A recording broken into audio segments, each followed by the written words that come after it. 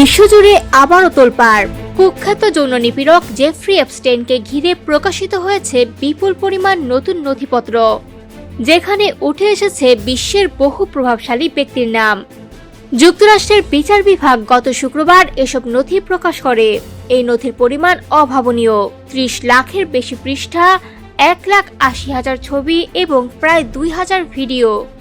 গত বছরের নভেম্বরে যুক্তরাষ্ট্রের কংগ্রেসের নির্দেশে এসব নথি প্রকাশের প্রক্রিয়া শুরু হয়। চাপের মুখে মার্কিন প্রেসিডেন্ট ডোনাল্ড ট্রাম্পও নথি প্রকাশের আহ্বান জানিয়েছিলেন।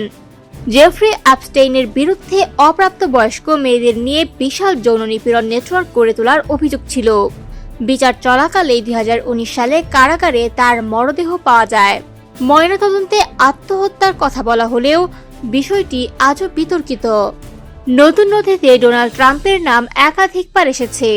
কিছু যৌন নিপীড়নের অভিযোগ তদন্ত করা হলেও মার্কিন বিচার বিভাগ জানিয়েছে এর একটি অংশ মিথ্যা ও অতিরঞ্জিত ছিল, যা 2020 সালের নির্বাচনের আগে এফবিআইতে জমা দেওয়া হয়।